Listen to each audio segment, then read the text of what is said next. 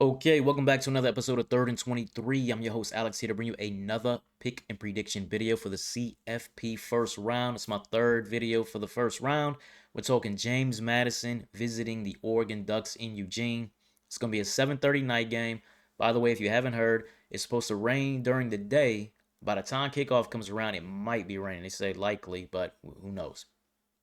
So keep in mind for that. Oh yeah, and it's also going to be in the 30. The temperature is going to be in the 30, so it's going to be cold out there at the very least. Oregon comes in as a 21-point favorite. Haven't seen much line movement in this one. So how did these teams get here? James Madison, they came up from the FCS ranks to the FBS back in 2022. Had a good start. Won 8 games. 2023 comes around. They won 11 games and played a P4 team that year. Played UVA, beat them. Bad UVA team. 2024, last season, they play an ACC team, P4 team, North Carolina. North Carolina's on their last legs, but they drop a 70 burger on them. Well, on Mac Brown was on his last legs. 70 burger, killed them. Bad football team. This season they play another P4 team, another ACC team, Louisville Cardinal. Good, solid football team. Won 8 games, and they lost that one on the road, 28-14. That is their only loss of the season as they go 12-1, win the Sun Belt, blew out most of the teams in the Sun Belt. Had a few competitive games in there, but for the most part, blew everybody out. Oregon Ducks, how did they get here? You knew they were getting here in the preseason when you looked at the schedule because they had a cake schedule. Just like a few other Big Ten teams, they had some cake schedule. There's a big separation between the elite and the bottom tier in that conference. And the Oregon Ducks, I'll give them credit for this. They went into Happy Valley and beat Penn State when they were a top 5 team. I know Penn State finished the year 6-6, but I believe that Oregon did that to them. Oregon made them 6-6. The next week, they pick up their only loss of the season. They lose at home to Indiana 30-20. Rebounded from that, won the rest of the games, and come into this CFP as the 5 seed. And by the way, just so that you know, James Madison, there's some coaching changes for both of these teams, but won't happen until after the playoff. James Madison's head coach, Bob Chesney, he takes over to become the head coach at UCLA, but he's going to coach the college football playoff.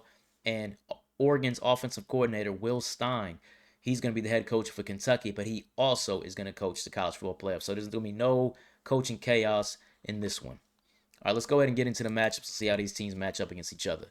So if you watch this video, if you watch my videos, you know that I don't watch G5 football. So I'm not gonna sit here and pretend that I've watched a lot of James Madison football. So in preparation for this, I went and I watched the game against Louisville to see what they look like.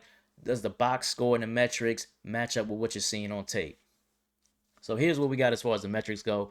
Efficient run game. That's what leads their offense.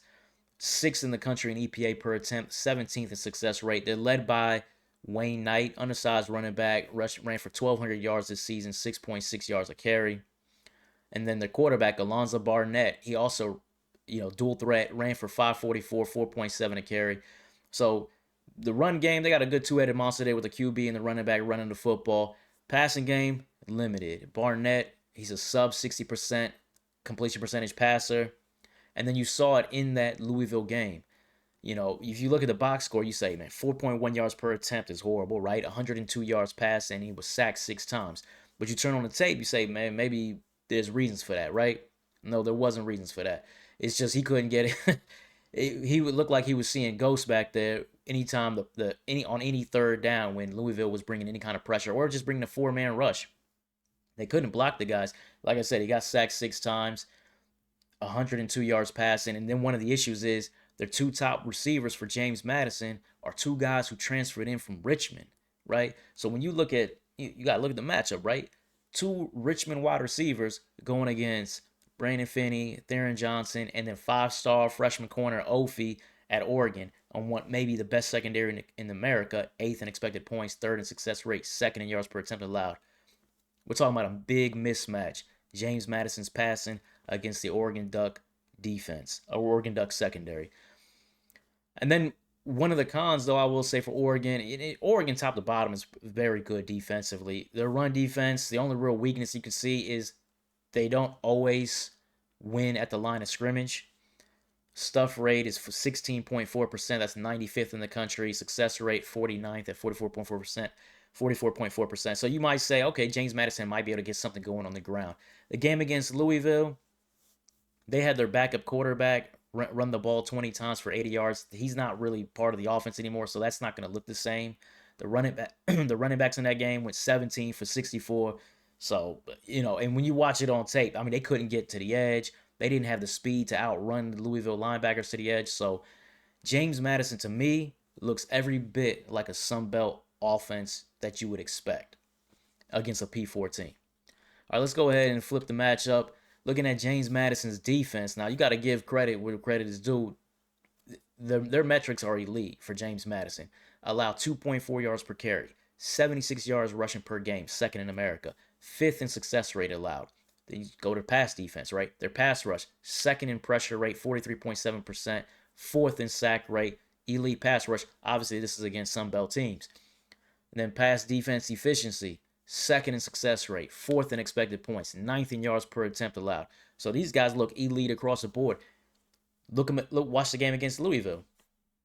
The James Madison front seven, for a good portion of this game, they dominated Louisville Cardinal up front. Louisville hit two plays, a 64-yard touchdown pass in the third quarter and a 78-yard touchdown run in the fourth quarter that got them the 28-14 win. That's 142 yards. You take out those 142 yards, I mean, that represents over half of Louisville's offense in that game. So James Madison really D'd these guys up. This and you might say, well, that's Louisville. They're not as good as Oregon. Okay, maybe so. But Isaac Brown, the running back for Louisville, that hit the 78-yard run, he'd have finished with 30 yards rushing if it weren't for. Actually, he'd have finished with 26 yards rushing. That's what he had before that running play. So, but what I was gonna say is Isaac Brown, he would walk into Oregon. I think he'd start day one. So he's a legit running back. Kewan Brown at Louisville is a legit running back, and James Madison did shut these guys down. Now, about that running back, those running backs for Oregon, they got really good rushing metrics, really good rushing stats. It's a good committee, but I don't think they have a true number one in the backfield. Like I said, I think Isaac Brown would be the best running back on the team if he were to walk in there. I'm not trying to take anything away from the rush system they got because it's working. I'm just saying they don't got a dog in that backfield to help them get through this college football playoff. What Oregon does have going for them is Dante Moore. He's quietly having a really strong year, 72% completion percentage, one of the top EPAs in the country, top 15 metrics across the board. And he's been doing that with some backup wide receivers and really going to a great tight end, one of the best tight ends in the country in Kenyon Sadiq. But now all the wide receivers coming back. DeCorian Moore, Gary Bryant, they missed, I think, like the last 3 weeks of the season. Both of them have been seen practicing and are expected to be back for this game. And then Evan Stewart, if you guys follow college football, you know he was going to come into this year as a top 5 wide receiver in America. He got hurt for the season back in the summer, what they thought for the season in the summer. Turns out they were right. It was for the season. But he's been practicing now. Is he going to play? Is he going to be rusty? That I don't know. But even just with Moore and Bryant back, that's a big boost to the Oregon offense. And so now we're going to see JMU's elite defense by the numbers against a top flight P4 offense. What's going to break? So now let's get to my prediction. So I'm looking at this game, and I look at the tape. I'm looking at James Madison play. I like what I see in their front seven, but when I watch their offense, I'm that's a Sun Belt offense. That's what it looked like to me. Louisville's defense was in domination mode basically every drive outside of I think 2 drives, right? They couldn't get anything going against the Louisville front seven. The O-line, they just didn't look like they're ready to block a P4 front. The wide receivers absolutely are not going to get open again. They didn't get open against Louisville like that. They're definitely not going to get open against Oregon. Alonzo Barnett is not some top passer. He's a Sun Belt quarterback all the way. I just don't think that James Madison is going to be able to score a lot of points. I'm also thinking about how these guys are traveling from Virginia all the way across the country to play a night game in a potentially rainy Eugene in a hostile environment with a coach who I'm not saying he's not going to give effort, but man, he's got 1 foot in LA, right? So I don't know if he's going to be all the way there either.